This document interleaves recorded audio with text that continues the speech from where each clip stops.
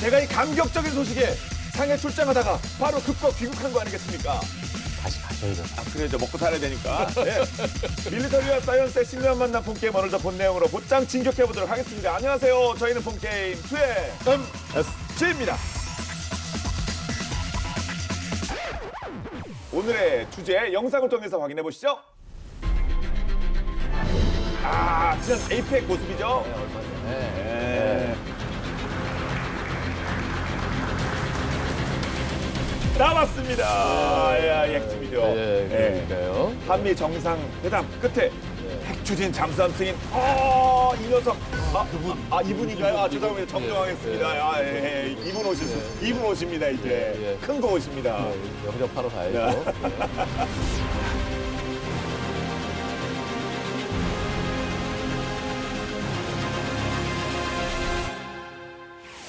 제가 이제 본게임 8년 진행을 했는데 K방송에 이 같은 쾌거를 전해드릴 수 있는 날이 올 수 있을 거라고 저는 상상도 못했는데요. 진짜 감개무량합니다. 다들 아시는 것처럼 도널드 트럼프 미국 대통령이 지난 10월 30일 한국의 핵 추진 잠수함 건조를 전격 승인함으로써 우리 군이 30년 넘게 이루지 못한 핵 추진 잠수함을 이제 가질 수 있다, 보유할 수 있다. 그 수건이 마침내 이루어졌습니다. 박수!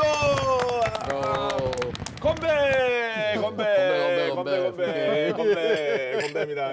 저희가 참고로 물입니다. 물입니다. 참고로 물입니다. 저희 또 핵추진 잠수함 보유국이기 때문에 이제 본게임 2도 비포 애프터가 나눠집니다. 우리는 이제 핵추진 잠수함 보유한 국가의 본게임 2입니다. 이제 완전 달라지는 거예요. 맞죠? 그럼 현재 해군 문제가 아니죠. 우리 군 쪽 그리고 방산 쪽 분위기는 어떻습니까? 일단요, 분위기가요.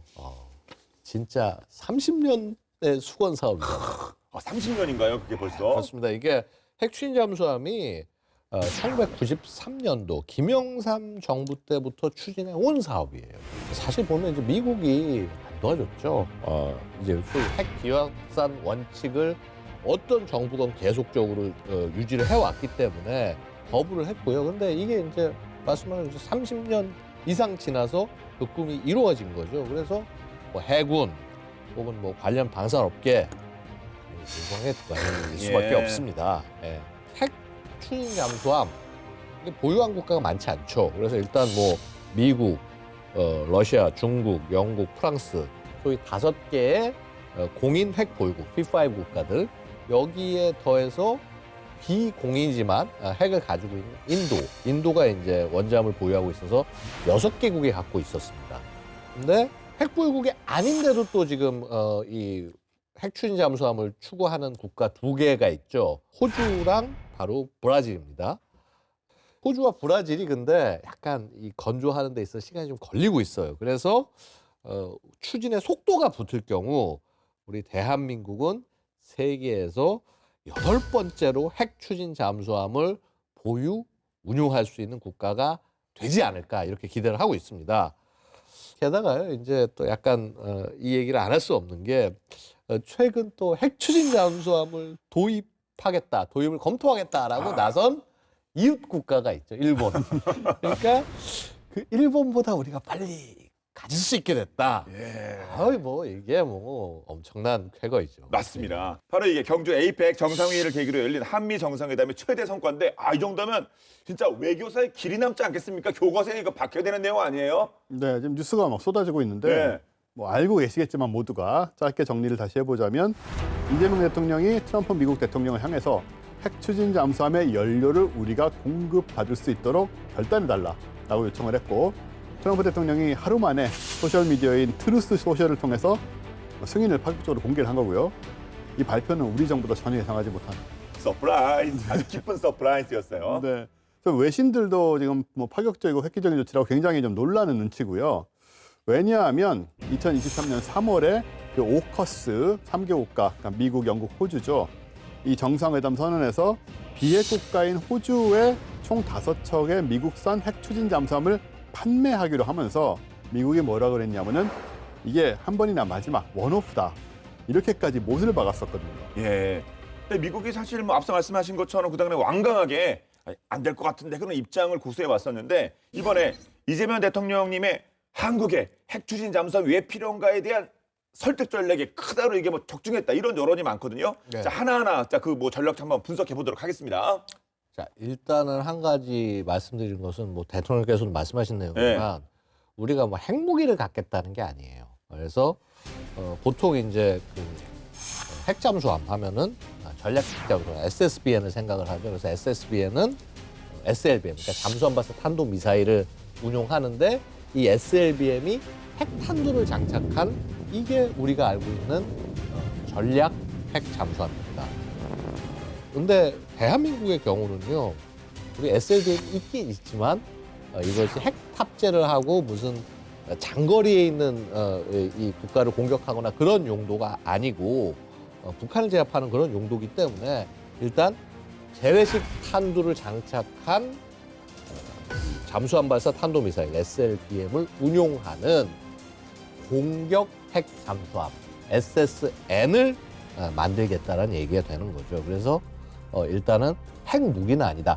원자로를 쓰고 있으니까 분명히 핵 물질을 활용하는 것을 플랫폼으로 쓰는 거지 이거를 핵을 터뜨리거나 핵을 가지고 공격하는 그 무기를 만들겠다는 게 아니라는 거죠. 그리고 그럼 왜 우리가 핵 추진 잠수함을 가져야 되느냐? 아무래도 디젤 전기식 잠수함이 가진 한계가 명백하기 때문이다. 그러면서 얘기를 하신 것이 어떤 거냐면요.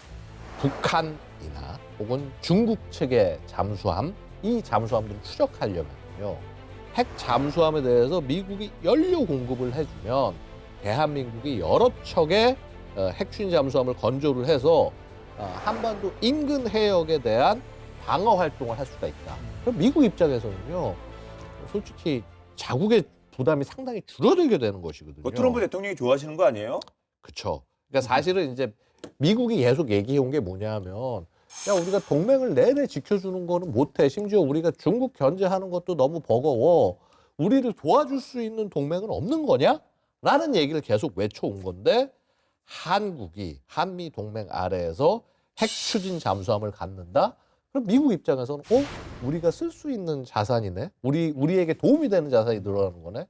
거절할 이유가 없는 겁니다. 그렇습니다.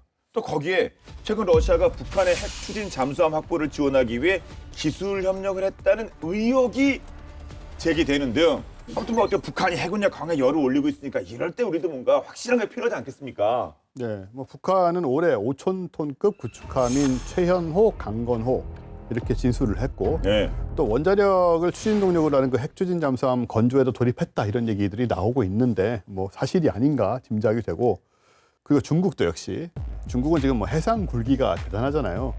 중국은 2030년이 되면 잠수함 수에서는 미 해군을 아예 추월할 것으로 미국을요? 네, 보여지는데 핵 위협 이니셔티브에 따르면 미 해군은 현재 71척의 잠수함을 보유하고 있습니다. 그리고 이 모두가 핵 추진 잠수함입니다. 뭐 역시 참 저국 다르긴 다르다니까요. 중국은 지금 60척을 보유하고 있는데 그중에 핵 추진 잠수함은 12척에 불과하고요. 근데 문제는 이 미국 잠수함의 대부분이 냉전 시대에 추가 배치된 거라 상당수가 지금 퇴역을 앞두고 있습니다. 오래된 거군요. 네. 구형 뭐 이렇게 볼 수 있겠네요. 그렇습니다. 미 해군의 2025년 장기 조선 및 함대 계획에 따르면 미 해군 잠수함 전력은 2020년대 말까지 불과 몇 년 후죠.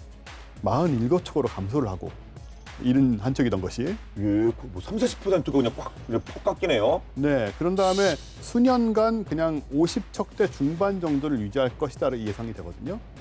반면에 2023년 미국 국방부 보고서에 따르면 중국이 비슷한 시기 2035년까지 잠수함 전력을 80척으로 늘릴 것이다 라고 예상이 되고 있고 물론 이게 다 핵추진 잠수함은 아니고요. 그중에 20척은 핵추진 잠수함이 될 것이다. 지금보다 훨씬 늘어난 거죠. 해군 정보국 평가에 따르면 중국 잠수함이 수에서만 미국을 앞지르는 게 아니라 중국의 신형 핵잠 2척 095형하고 096형은 첨단 무기와 향상된 센서를 탑재해서 굉장히 빠르게 발전하고 있다고 합니다. 네. 근데 이 정도면은 우리 한국의 핵 추진 잠수함 보유 이거 미국이나 한국이나 서로 이거 윈윈하는 거 아닙니까? 미국이 인도태평양 지역에서 동맹국을 적극적으로 활용해야 되고 사실은 호주에게 원잠 건조를 허용한 것도 그런 맥락이라고 볼 수 있어요. 중국과 잠재적 갈등이 이제 높아지고 있는 상황에서 한국이 원자력 추진 잠수함을 보유한다? 미국 입장에서는 자주국방 의지가 강한 나라구나라고 인식할 수밖에 없다라는 거죠. 그렇습니다. 예. 디젤 잠수함은 뭐 성능이 상대적으로 핵 추진 잠수함에 비해서 뭐 떨어질 수밖에 없기 때문에 우리가 꼭 필요하다. 뭐 이런 건데 그럼 핵 추진 잠수함과 기존의 디젤 잠수함 어떤 차이가 있는지 좀 분석 좀 부탁드리겠습니다. 일단 군사적 능력하고 예. 임무 범위에서 차원이 다르죠, 말 그대로. 일단 속도면에서 보면은 핵추진 잠수함은 뭐 고속전철 KTX라고 한다면 디젤 잠수함은 디젤 기관차, 완행 열차 예, 옛날에 아주 옛날 뭐 비둘기호 네. 요즘도 있는지 모르겠어 무궁화호 뭐 그런 거 아니겠습니까? 예. 그게 없는 것 같더라고요. 그건 없겠죠, 진짜네. 핵추진 잠수함은 평균 시속이 37에서 47km로 지구 한 바퀴 적도 둘레가 4120km 정도 되는데 이걸 한 바퀴 돈다고 계산을 하면 40여 일만 돌 수가 있습니다. 네. 근데 디젤 잠수함은 평균 시속이 11에서 15km 불과하기 때문에 140여 일이 걸린다. 3배 이상 걸리네요. 3배 이상 걸리죠. 또 핵추진 잠수함은 도중에 보급품이나 연료를 재보급받거나 뭐 기항지 같은 것도 필요가 없거든요. 그러니까 당연히 수중작전 능력 측면에서도 핵추진 잠수함은 연료 보충 없이 사실상 무제한 자망이 가능하다. 뭐 사람이 좀 나와야 되긴 하지만 어쨌든 이론적으로는 그렇고요.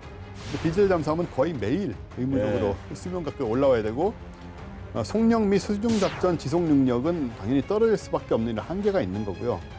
또 공격 능력면에서 그 핵추진 잠수함은 원자력 동력이 원체 고출력이다 보니까 대형 미사일이나 어뢰나 각종 센서 이런 방어 체계를 장착하는 게 굉장히 자유롭죠.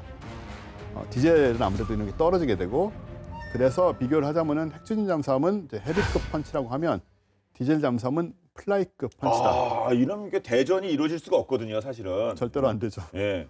그리고 생존 능력, 소위 은밀성도 핵추진 잠수함이 스텔스함이라면 디젤 잠수함은 세미 스텔스 정도로 잠수함이니까 어느 정도는 이렇게 숨어 있을 수 있지만 차이가 많이 나는 거죠. 그렇습니다. 그 소위 말하는 정말 클래스가 다른데요. 자, 그러면 핵추진 잠수함이 실전 배치되면 우리 해군의 능력, 어느 정도 엄청 올라가겠죠? 원래 이제 핵 추진 잠수함이 왜 개발됐나를 생각을 해보면요. 이런 겁니다. 그러니까 이제 주요한 군사 시설이 공격을 받았을 때, 그래서 지상에서 반격이 불가능할 때, 먼 바다에서 은밀하게 대응하고 있어서 핵 억지력을 유지한다. 이게 이제 SSBN, 전략 핵 추진 잠수함의 얘기고요. 물론 이제 이거는 핵탄두를 장착한 SLBM을 탑재했을 때 얘기긴 합니다. 상대 국가가 핵으로 우리를 공격을 한다라고 하더라도 우리가 핵무기가 있다면은 육지가 아닌 바다에서 핵 공격을 피한 다음에 대응할 수 있다가 돼야 되는데 안타깝게도 이제 우리 SLBM에는 핵탄두가 없습니다. 그래서 이제 이것만 얘기하면 좀 부족하지 않냐. 사실은 더 중요한 의미는요. 저는 특히 공격 원잠을 보유한다라고 하는 것은 근해에 머무르지 않고 원해까지 나간다. 원양까지 나갈 수 있다는 것이고 특히나 한반도 인근의 해역 전체를 거부하거나 통제할 수 있는 능력을 갖게 된다는 겁니다. 그래서 이게 사실요. 핵추진 잠수함이라고 하는 것은 굉장히 국제 정치 차원의 무기 체계인 것이고 그렇기 때문에 지금 보유한 국가가 얼마 안 되지 않습니까? 핵 보유국만 거의 갖고 있고 거기에 플러스 알파 그만큼 자국의 역량을 해양에서 발휘하고자 하는 국가가 보유하는 무기 체계다. 이런 의미에서 굉장히 전략적 무기 체계다. 국가 전략의 핵심 자산이다라고 말씀드릴 수가 있고요. 그래서 한국이 핵 추진 잠수함 전력을 갖게 된다. 이건 동북아의 해양 패권 경쟁에서 우리도 바로 한 발을 올리면서 참가하게 되는 그런 결정적 전환점을 맞이하는 것이다라고 표현할 수 있습니다. 네. 얼마 전 저희 본 게임에서 우리 한국의 잠수함 건조 능력이 세계 최고 수준이다. 이것을 뭐 잘 설명드렸었는데, 근데 핵 추진 잠수함은 건조 기술 이것도 다른 것 같은데 기술이 어느 정도나 있을까요, 우리나라가? 일단 핵 추진 잠수함 건조 조건들을 살펴보면 일단 1번 잠수함 선체. 그렇죠. 이게 잠수함처럼 생긴 게 있어야겠죠. 이걸 만들 수 있어야 되고. 본체, 선체, 본체. 예. 그다음에 소형 원자로를 만들 수 있어야 되고요. 그런 다음에 해결료가 있어야 됩니다. 예. 이게 핵심 요소인데 일단 잠수함 선체는 우리가 뭐 계속 살펴본 대로 우리나라 독자 설계 건조한 도산 안창호함, 2021년 취역해서 3,000톤급 이상 잠수함을 독자적으로 개발한 8번째 나라가 이미 돼 있죠. 그래서 이 조건은 있다라고 예. 볼 수 있고, 두 번째 소형 원자로는 국방부와 해군이 소형 원자로도 우리 기술력으로 충분히 개발 가능하다는 입장인데, 왜냐하면 우리나라가 이미 2012년에 그 110메가와트급 중소형 원자로인 스마트를 개발을 했어요. 그리고 이게 세계 최초로 표준 설계 인가를 받았던 완전 소형 원전 강국입니다. 원자로 이름이 스마트예요? 네, 스마트예요. 예. 그리고 또 기업들이 대형 선박에 넣을 해상 원자로 연구를 계속 해왔기 때문에 이 데이터도 축적이 돼 있다. 예. 문제는 이제 해결료인 거죠. 그래서 지금 미국과 연료 공급 관련된 이 합의만 이루어지면 우리나라가 핵 추진 잠수함을 건조하는 것은 사실 어렵지 않다라고 평가를 받고 있고요. 이런 점들은 그 호주처럼 호주 오커스 모델은 이제 조선 기술이 부족하다 보니까 미국의 버지니아급 7,900톤급 원자 세 척을 중고로 먼저 구매한 뒤에 추가함을 건조하는 이 방식과는 상당히 다르다고 할 수 있습니다. 그렇군요. 그래서 올 5월에 부산에서 열린 그 마덱스 2025에서 한화오션이 미래형 잠수함을 최초로 공개를 했었는데요. 고속 스텔스형 선체로 설계된 미래 잠수함은 핵 추진 잠수함의 고속 항행이 가능한 유선형 디자인을 채택을 했다고 볼 수 있습니다. 그래서 여기에 하이브리드 소형 모듈 원자로 SMR 기반의 전기 추진 체계를 적용할 계획이었습니다.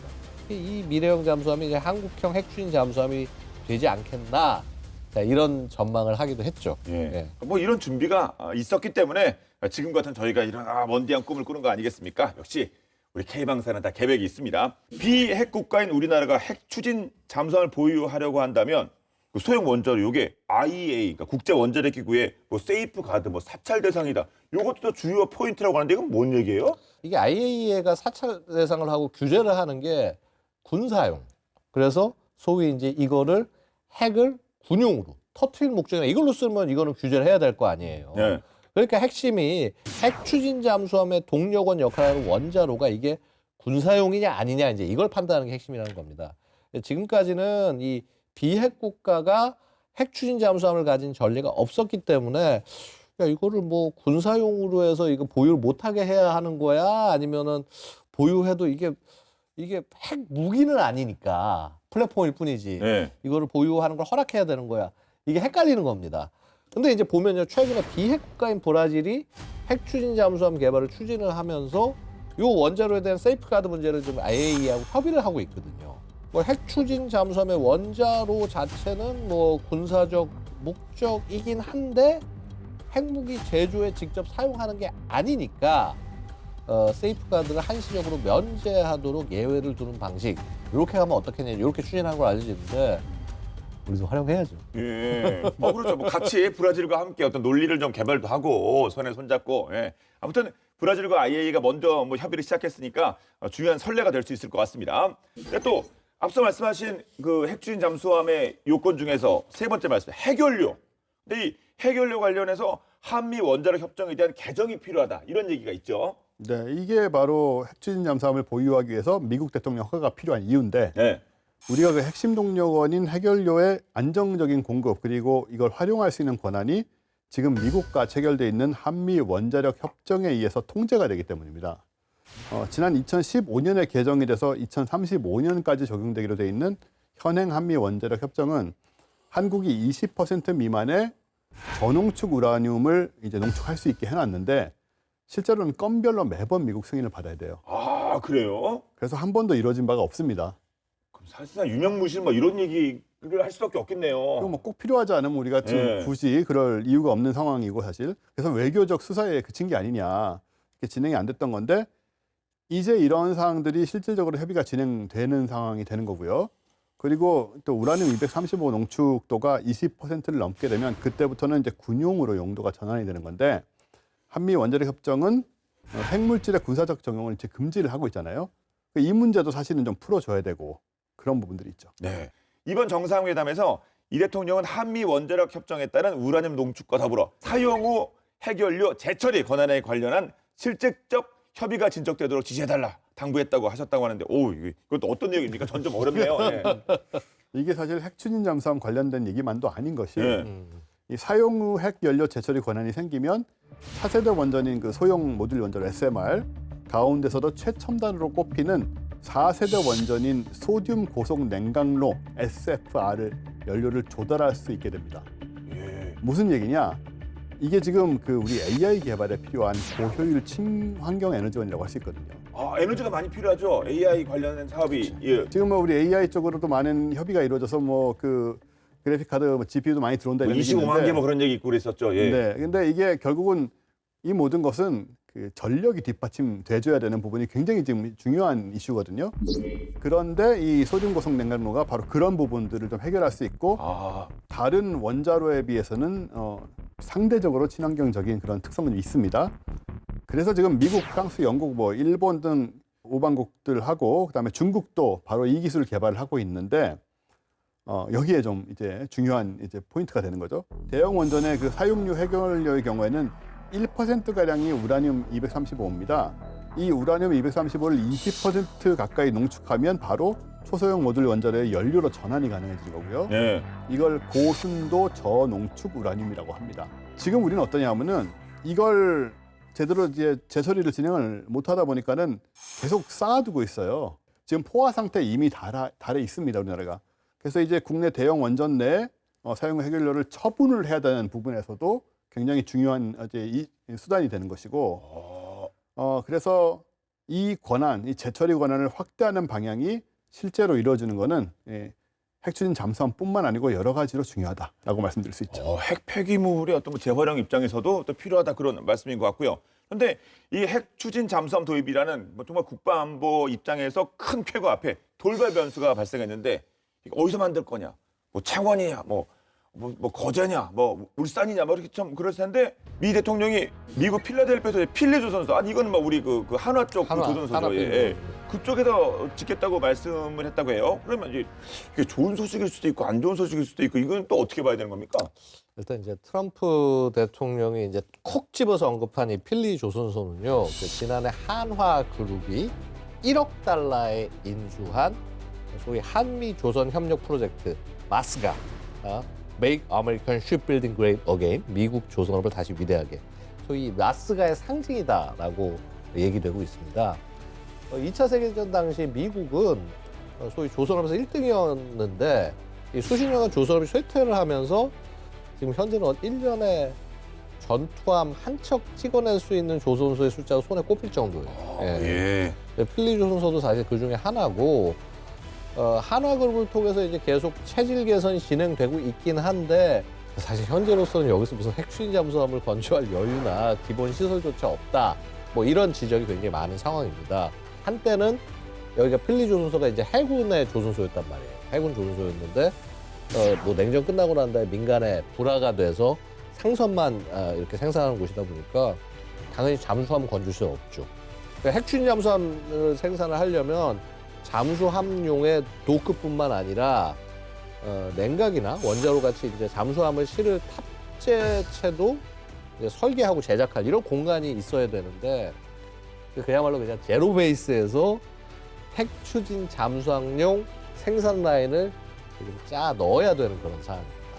필리 조선소는 길이 330m, 폭 45m 규모의 드라이 도크를 2개 보유를 하고 있어요. 전반적으로는 국내 조선소보다 훨씬 작습니다. 아, 그런 거예요? 예. 그래서 필리 조선소를 제대로 활용하려면 일단은 이 드라이 도크부터 이제 확장을 해야 됩니다. 그래서 이제 이거 기반 닦으려면 돈도 돈인데 시간이 꽤 걸려요. 예. 근데 이제 미국 국내법상 또 핵추진 잠수함을 건조하려면은 방산업체로 우선 지정이 돼야 되는데 하나오션이 40%, 그다음에 하나 시스템이 60%의 지분을 보유하고 있어요, 필리 조선소. 그래서 현재는 미국 법상 방산업체가 아닙니다. 네. 또 그것도 또 풀어야 될 또 과제가 되겠군요. 그래서 그러니까 미국 방산업체는 이제 당연히 미국 연방 정부와 의회 그다음에 주 정부의 직접적 통제를 받기 때문에 이렇게 되면 이제 하나 측이 경영권을 온전히 행사하기 이게 어려워지는 상황이 되고요. 그래서 한국의 핵추진 잠수함을 필리 조선소에서 건조한다면은 사실 이제 미국이 규모라든가 이제 뭐 설계 기술 여기에 이제 간섭을 할 수 있게 되는 거죠. 미국 방산기업이니까 당연한 얘기가 되는 거죠. 게다가 이제 우리 정부는 이걸 다시 수입해야 하는 형식을 취해야 됩니다.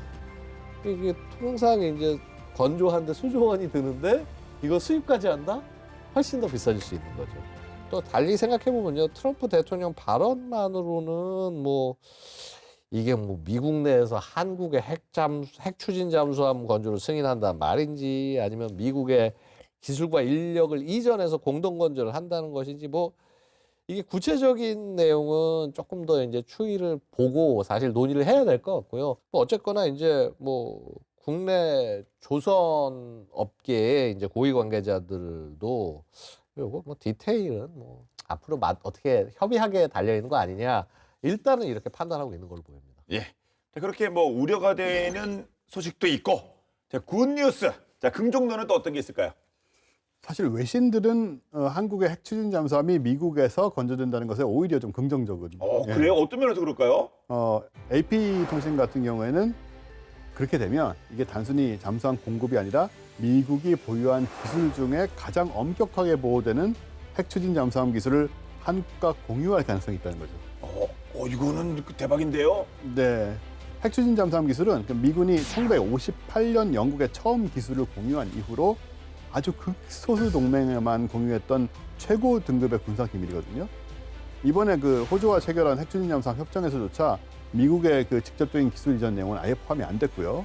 미국 내 조선소에서 핵 추진 잠수함을 건조하는 경우에 현지 고용과 부품 수요가 늘어나서 한국 조선 기술이 미국 산업 생태계에 이바지한다 이런 메시지를 줄 수 있고, 그리고 한국 기업이 미국 내에서 자산급 함정을 직접 건조한 경험을 쌓으면 미 해군의 앞으로 보급함이나 지원함 같은 후속 방산 협력 사업에도 신뢰를 굉장히 높일 수 있다는 그런 관측도 있는 거죠. 그리고 무엇보다도 이게 좀 엉뚱한 얘기 같이 보이지만 우리나라 핵 추진 잠수함 건조 승인을 캐나다가 굉장히 반겼다고 해요. 캐나다가요? 네. 그 잠수함 사업에 우리 쪽으로 하려고 했는데 미국이 이거 도와주니까 그런 요소로 근거가 더 생긴 뭐 그런 건가요? 그렇습니다. 네. 한국이 미국과 그 비대칭 무기인 핵 추진 잠수함을 공동 개발할 정도로 건조 역량과 기술 경쟁력이 검증된 것인가? 그렇죠. 예. 캐나다가 보는 그 어떤 그렇죠. 예, 캐나다가 보는 그 관점도 있겠습니다. 미국은 좀 더 정확하지 않겠습니까? 많이 갖고 있는데. 네. 그리고 이제 이렇게 해서 우리 잠수함을 캐나다가 구입하는 경우에 네. 캐나다 입장에서 단순히 잠수함 구매에서 그치는 것이 아니고 정보 공유를 또 할 수 있지 않겠느냐, 우리하고도. 또 할 수 있는 건 해야겠죠. 이런 가능성이 이제 생긴다는 걸 보는 거고요. 그래서 미국이 핵 추진 잠수함을 통해서 뭐 하나오션과 HD 현대중공업의 지금 원팀의 좀 지원군 역할을 하고 있다. 예. 분명히 그 캐나다 잠수함 사업에도 긍정적인 소식이 아닐까 생각이 됩니다. 네, 한국의 핵 추진 잠수함 승인 소식이 전해지면서 전 세계가 다시 한번 그 위력을 주목하고 있는데요. 그런데 이 미국이 그렇게 보호하려고 했던 이 핵 추진 잠수함 기술이 허무하게 외국에 넘어갈 뻔한 일이 있었다고 합니다. 다행히 뻔입니다.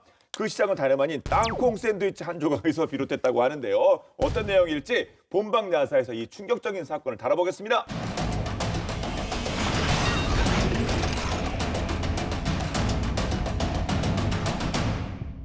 (1869년) 프랑스 작가 쥘 베르는 소설 해저 이말리를 발표하며 그 시대에는 상상조차 어려웠던 미지의 세계를 그려냈습니다. 멈추지 않고 끝없이 바다를 누비는 노틸러스호가 그 주인공이었죠. 그리고 놀랍게도 100년 뒤 쥘 베른이 그려낸 무한 자망의 꿈은 현실로 다가왔는데요. 끊임없이 에너지가 공급되는 원자력 추진 잠수함, 바로 핵잠의 시대가 열린 것이죠. 그렇기 때문일까요? 핵잠 기술은 전 세계 모두가 탐내는 기술이자 동시에 누구보다 감추고 싶어하는 1급 군사 기밀이라고 할 수 있는데요. 그런데 말입니다.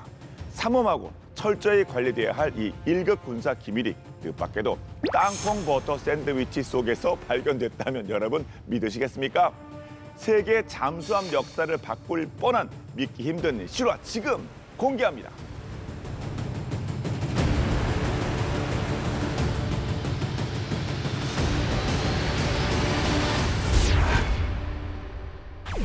(2021년 10월 9일) 미국 웨스트 버지니아주 한적한 교회 주택가에 FBI와 해군 범죄수사국 요원 10여 명이 들이닥칩니다.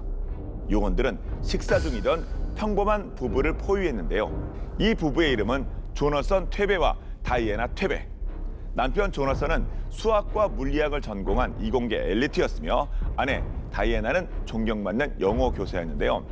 놀랍게도 이들은 버지니아급 핵잠과 관련된 극비 사건의 중심 인물이었습니다. 2012년 조너선은 꿈에 그리던 미 해군의 핵잠수함 엔지니어로 채용됩니다. 피츠버그에 있는 정부 연구소에서 핵심 중에 핵심이라 할 수 있는 핵추진 원자로 설계와 데이터 운영을 담당했는데요. 안정적인 직장, 단란하고 사랑스러운 가정까지 조너선 부부는 겉으로 보기엔 흠잡을 것 없이 보였죠. 하지만 반복되는 출근과 끝없는 보고서, 비밀을 다루면서도 그만한 보상을 받지 못한다는 생각, 그 틈새로 들어온 것 돈이라는 유혹이었는데요. 2020년 조너선은 마침내 펜을 들고 이렇게 씁니다. 이 편지를 군 정보기관에 전달해 주십시오. 이 정보는 귀국에 큰 도움이 될 것입니다. 이는 거짓이 아닙니다. 봉투 안에는 핵추진 잠수함의 데이터 샘플이 들어있었는데요. 그리고 얼마 후 조너선은 외국 정보기관으로부터 답장을 받습니다. 더 많은 정보를 원합니다. 당신과 거래하겠습니다. 돈으로도 환산할 수 없을 만큼의 고가치 정보인 버지니아급 핵잠 기술. 외국의 정보기관과 조너선 부부는 거의 1년 동안의 거래를 하는데요. 그럼 이런 생각이 들 겁니다. 이 정도 정보면 조너선 부부 완전 동방석에 앉았겠는데? 그러나 조너선 부부가 절대 눈치채지 못한 사실이 하나 있었는데요. 그들이 1년 동안 서신을 주고받던 상대의 정체는 바로 미국 FBI 요원들이었다는 것을요. 대체 어떻게 이런 일이 벌어진 걸까요? 모든 건 한 통의 반송된 편지에서 시작됩니다. 조너선이 보낸 편지는 분명 특정 국가의 정부기관을 향하고 있었죠. 하지만 그 편지는 목적지에 닿지 못한 채 도중에 되돌아오고 마는데요. 그런데 이 편지를 처리하던 관계자들이 한 가지 이상한 점을 발견합니다. 봉투 안에는 군사 전문 용어와 복잡한 기술 수식이 빼곡하게 적혀 있었고 정체불명의 데이터 저장 장치까지 있었던 겁니다. 결국 이 우편물은 미국으로 역송돼 FBI 손에 들어가는데요. 그리고 FBI는 그 즉시 분석에 착수하죠. 봉투 안의 데이터와 발신 정보를 대조한 결과 편지의 주인이 바로 핵잠 기술에 접근할 수 있는 미 해군 엔지니어 조너선 퇴베라는 사실이 드러납니다.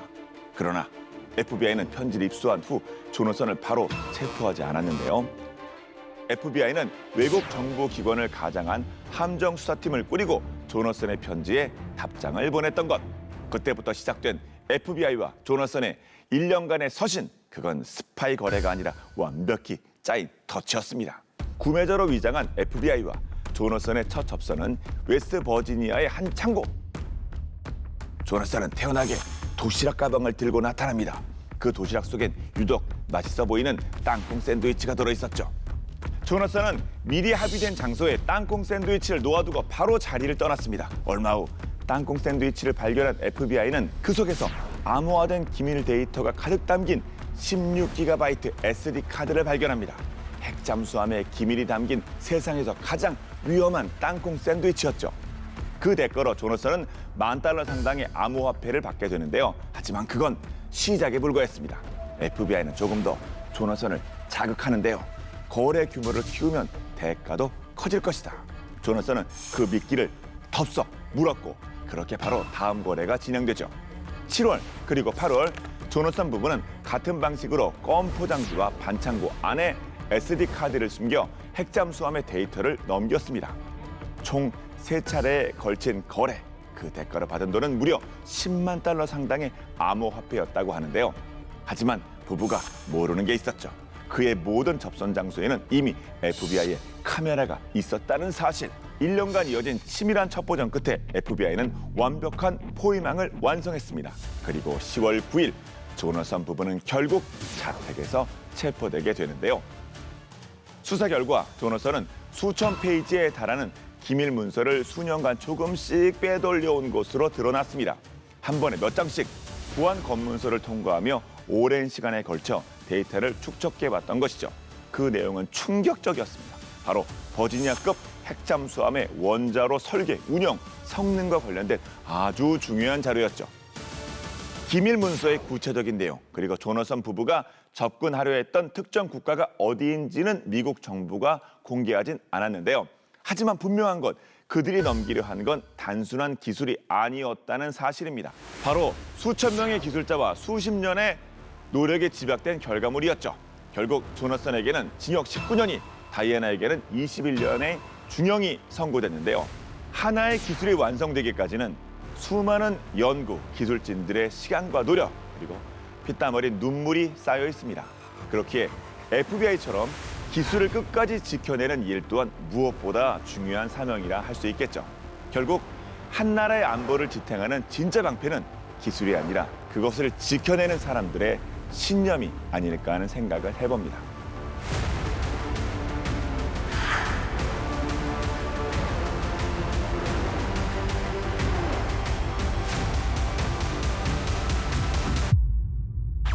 실제로 이 조나선 부부는 보통 이렇게 배신자 지령 이런 사람 조용히 눈에 안 띄게 사는 것 같아요. 주위 이웃들은 아주 그냥 똑똑하고 그냥 조용한 사람들이라고 했는데 결국 이런 아주 끔찍한 계획을 갖고 사는 사람들이었어요. 충격적입니다. 네, 뭐 스파이가 스파이 같이 보이면 그렇죠. 이미 예, 맨날 까만 안경 쓰고 있고 낚싯대 들고 다니고 그러면 안 되겠죠. 예. 근데 사실 이런 일이 생각보다 굉장히 자주 일어나요. 그래요? 그러니까 뭐 국가 기밀이나 첨단 기술 세워나가는 통로 우리 뭐 계속 뭐 해킹 뭐 이런 것들을 생각을 하는데 사실은 사람을 통해서인 경우가 많습니다. 보면 이제 국내에 이제 또 비슷한 사건들이 보면은 사람을 포섭해서 뭐 예를 들어서 이제 군 간부를 통해서 정보를 입수하게 한다거나 그런 경우들이 우리도 발생을 했거든요. 근데 결국 보안은 그 시스템이 아니라 그걸 지키는 사람의 양심에서 그다음에 그 자존감에서 시작이 된다. 이런 것을 이 사건이 다시 한번 보여주는 게 아닌가 생각이 됩니다. 예.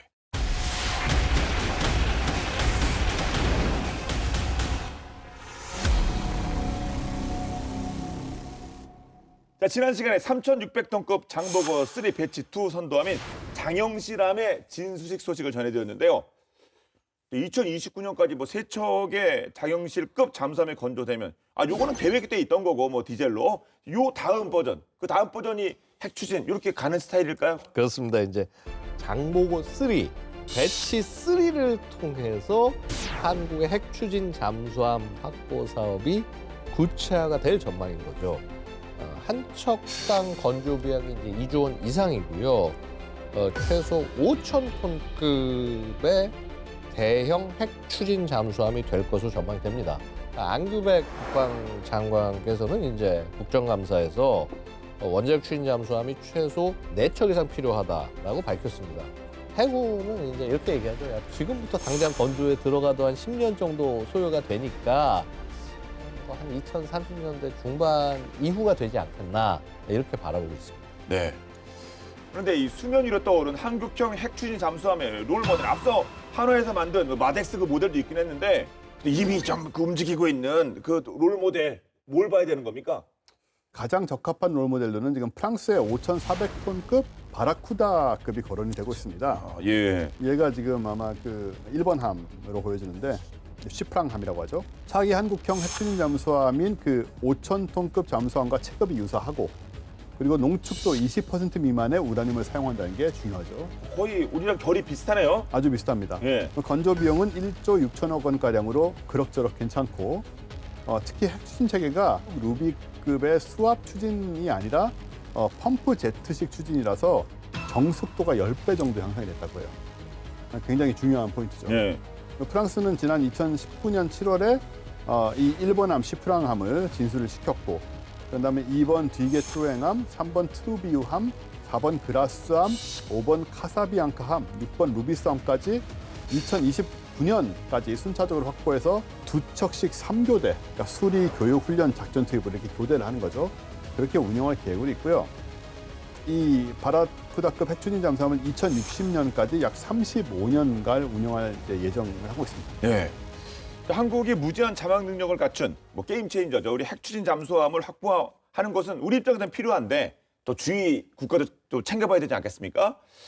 최대 난관이라고 할 수 있는 것은 중국과의 외교 마찰인데 사실 우리가 전번에 그 사드 해가지고 그 한한령 이것도 어느 정도 이번에 뭐 풀어질 수 있다 뭐 이런 긍정적인 신호도 있었습니다만 이런 문제 중국과의 문제는 없을까요? 당장 이제 중국에서도 날선 반응이 나왔죠. 한국하고 미국은 NPT를 지켜라. 그래서 소위 핵무기 확산되는 걸 막아야 된다라고 얘기를 했는데 우리 입장 겁니다. 이거 핵무기 아니야. 핵무기는 막아야죠. 핵무기는 없어져야죠. 특히 이 이거- 한반도에서 비핵화 우리가 매번 그러니까요. 외치는 거 아닙니까? 예. 예. 뭐 중국은 뭐 당연히 우려스럽죠. 그러니까 기본적으로 이겁니다. 중국 해군이요. 사실은 대부분 우리 서해 쪽에 있어요. 그러니까 북해 함대는 칭다오가 기지긴 하지만은 이제 다리엔 쪽에 굉장히 중요한 조선소부터 다 있고요. 그 다음에 어떻게 보면 대만 공격의 핵심인 동해 함대는 닝보 쪽에 있단 말이에요. 그러니까 만약에 대한민국이 이어도 위쪽을 다 막아버린다. 이러면 그냥 중국 해군은 보하이만에 갇혀버리는 거예요. 근데 뭐 여태까지야 뭐 한국이 가진 재래식 잠수함 갖고 그게 돼? 라고 생각할 수 있지만 우리가 핵추진 잠수함 가지게 된다? 그러면 이거는 얘기가 완전 달라지는 거예요. 실제 그런 능력을 갖추게 되는 거거든요. 그럼 중국이 반대할 명분이 있냐? 없습니다. 예를 들어서 뭐 사드 때도 말도 안 되는 얘기긴 하지만은 한국이 너네가 직접 그 사드를 사서 운영하는 건 우리가 뭐라고 못 하겠는데, 미국이 운영하는 거니까 걔들이 맘대로 해서 우리를 쳐다볼 수 있어라고 방향을 돌리면 억지를 부렸단 예. 말이에요. 우리가 사서 우리가 만드는 거잖아. 뭐라고 할 건데? 그렇죠. 이거 내정 간섭이에요. 이게요. 이렇게 우리가 능력을 갖는 게 싸우자는 게 아니라 우리도 능력 있으니까 서로 존중하게 되는 그런 계기로 저는 나갈 수도 있다라고 봅니다. 그럼요. 그래서 이 부분에 있어서는 뭐 정부가 하여튼 좀 되게 의연하게 잘 대처해 나가고 있고 앞으로도 더 잘해 나가기를 기대합니다. 그렇습니다. 네. 사실 뭐 우리가 뭐 중국이랑 서로 맞대는 나라가 아니잖아요. 저도 상해에도 출장 왔고 지금 또 이제 청두로 가야 되거든요. 우리가 얼마나 긴밀한 그럼요. 관계가 있는 양국 아닙니까? 그럼요. 가까이 있는. 네. 예, 예. 근데 또 인접 국가가 있죠. 일본. 일본도 진작에 핵 추진 잠수함 도입 가능성을 시사한 바 있는데 일본 반응은 어떻습니까 지금? 네, 지난 10월 21일에 일본 최초의 여성 총리에 오른 그 다카이치 사나에 총리가 중국 견제를 위해서 차세대 추진력을 갖춘 VLS 탑재 잠수함 보유 정책을 추진한다고 밝혔었거든요. 근데 여기서 차세대 추진력이란 거는 당연히 핵 추진력이 그렇겠죠. 뭐 다 갖고 있을 텐데 이미 일본은요. 예. 아무도 모르는 기술을 갖고 있지 네. 않은 한. 그래서 일본이 정부 차원에서 결국 핵 추진 잠수함 도입을 국방 정책에 공식적으로 포함한 경우가 이번이 처음인 거죠. 네. 우리야 뭐 우리나라 내에서는 이미 뭐 합의가 끝났는데 이거 일본은 그 자체적으로 그 일본 내에서도 뭔가 풀 게 많지 않아요? 많죠. 일단 그 평화법제, 헌법도 예, 헌법도 그렇죠. 평화법제 구조가 국가 교전권을 부인하고 있지 않습니까? 그러니까 일본의 발목을 특히 잡는 건 뭐냐면 1976년 5월 21일에 중의원 결의로 또 일본 정부의 방침으로 그때부터 지금까지 50년 가까이 자리 잡아온 핵을 갖지도 만들지도 반입하지도 않는다라는 이 예. 3원칙이거든요. 이 비핵 3원칙은 그래서 핵무기뿐만 아니고 핵 추진 방식도 포함된다고 넓게 해석이 되었습니다만은 이것도 이제 경계선에 지금 시험대에 오르고 있는 거죠. 근데 한편으로 일본은 사실 전쟁을 포기한다는 그 평화헌법을 고쳐서 전쟁을 할 수 있는 보통 국가로 바뀌려고 계속 하고 있잖아요. 그리고 이미 적의 미사일 기지를 공격할 수 있는 그 반격 능력을 갖추기로 2022년 12월에 국가안보 전략에서 명시를 해놓은 상태고, 그래서 여러 가지 지금 복잡한 부분이 있지만 만약에 일본이 추후에 핵추진 잠수함을 건조한다고 한다면 그 오커스 형태가 되지 않을까. 오커스 핵심은 호주가 미국, 영국의 도움을 받아서 핵추진 잠수함을 보유하는 그런 방식이지 않습니까? 단 원자로와 원자로에 들어갈 핵물질은 미국과 영국이 마련해서 주는 그런 조건이거든요. 네.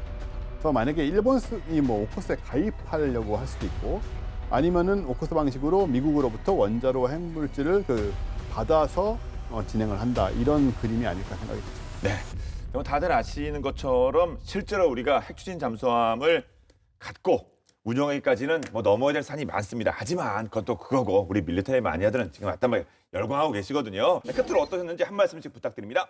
필리 조선소 얘기 지금 문제, 그게 저는 제 장점을 얘기를 했지만 솔직히 좀 문제라고 생각이 돼서 잘 그 머리를 좀 생각을 잘 하고 해서 이 트럼프 대통령에게 좀 다른 마스가 쪽엔 좀 다른 거를 이렇게 주면서 이 잠수함 건조는 우리 쪽으로 가져와야 된다. 예. 그거를 해내는 게 지금 2차적인 굉장히 중요한 외교적인 부분이 되지 않을까, 그런 걸 좀 바라게 되네요. 네.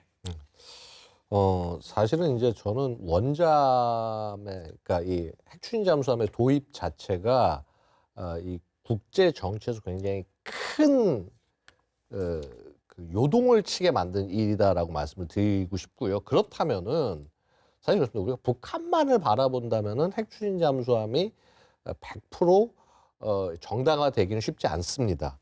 이거는 결국 국제 정치의 맥락, 그 다음에 소위 인태 전략의 맥락에서 이 원잠을 어떻게 쓸 것인지 이 부분을 해군과 그다음에 우리 그 대한민국 정부가 명확한 비전과 방향을 갖고 끌고 나가야 이 사업이 정말 대한민국의 국력으로 활용될 수 있다. 이 부분을 정말 정확히 해주셔야 된다는 말씀을 드리고 싶습니다. 네, 오늘 본게임 여기까지입니다. 본게임 OTT 웨이브와 진리TV, KFN 유튜브를 통해서 언제든 시청 가능하니까요. 많은 활용 부탁드리겠습니다. 다음 주부터 화끈한 내용으로 돌아오겠습니다. 지금까지 저희는 본게임 2의 MSG였습니다. 고맙습니다. 나 잘했지 형? 개인적으로는 페이커 한 편인데요. 예. 높으신 분들이 과연 네. 감흥할까? 우리나라의 국본데. 네. 이번에 그 젠슨 그분도 그